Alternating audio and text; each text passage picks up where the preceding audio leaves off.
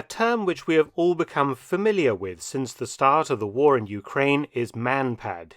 We hear TV pundits and defense experts constantly praising MANPADs and their efficiency. But what are MANPADs? Though it sounds like some kind of progressive male sanitary product, it actually means a man-portable air defense system.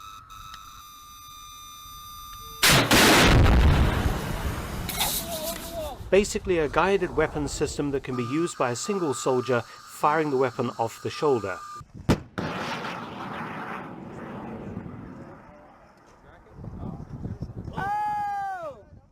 Such advanced weapons have proved devastating in the war in Ukraine, where British and American-supplied MANPADs like Starstreak and Stinger have enabled Ukrainian forces to knock down Russian jets and helicopters at an alarming rate. Officially, MANPADs date from the 1950s, a development of the Cold War, but as with many weapons systems, the MANPAD has its origins in Nazi Germany, which pushed all boundaries in the creation of weapons systems during World War II, and seemingly cornered the market with advanced high-tech weapons. Notably, much of this technology was salvaged from the ruins of the Third Reich by the Allies and eagerly studied. And when I say ruins, for once I'm being quite literal. This is a photograph of the wrecked Adlon Hotel in central Berlin, close to the Brandenburg Gate, taken in early May 1945. The long metal objects lying in the rubble are the world's first MANPADs, known as the Fliegerfaust, or Flying Fist, an anti-air rocket launcher that saw some limited combat use at the tail end of World War II in Europe. The Germans had already developed a cheap and effective handheld anti-tank weapon that could be used by a single soldier and powerful enough to deal with any Allied tank, the Panzerfaust, or armored fist. Millions were issued in the last years of the war, and these shape-charge weapons were lethal, even in the hands of militia troops from the Volkssturm Home Guard and the Hitler Youth. But one of the biggest problems that the Germans faced, particularly on the Western Front, was the loss of air superiority over the battlefield following D-Day and the scourge of Allied fighter bombers that attacked any German vehicles moving around in daylight, often with explosive rockets.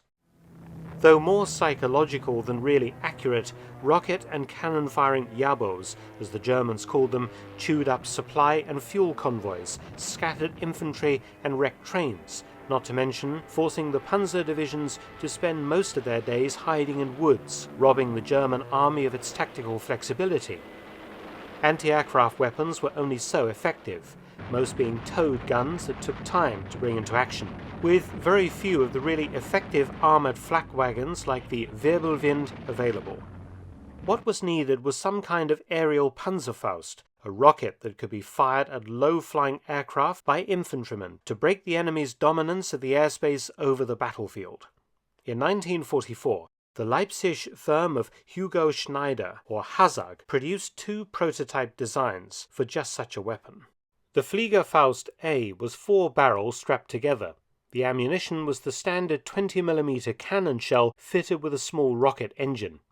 The second prototype, the Fliegerfaust B, had an additional 5 barrels, to give the weapon 9 barrels in total to increase the spread of projectiles in the air.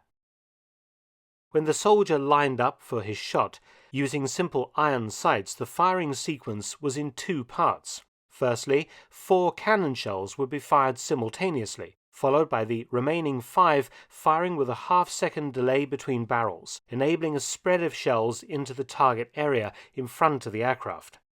Each little rocket was stabilized in flight by 4 small angled holes drilled around the exhaust, causing a small amount of the rocket's thrust to be converted into rotational thrust, spinning the missile along its axis.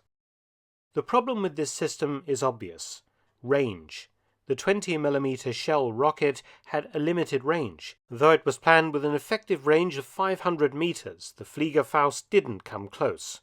Combat trials were undertaken at Saarbrücken using 80 Fliegerfaust Bs. The Germans went ahead and ordered 10,000 launchers to be constructed and 4 million 20mm rocket rounds, but the war ended before more than a few hundred were actually built.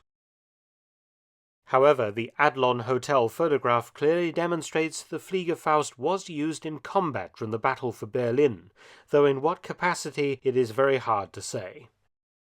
Thanks for watching. Please subscribe and share, and also visit my audiobook channel, War Stories with Mark Felton. You can also help to support both of my channels at PayPal and Patreon. Details in the description box below.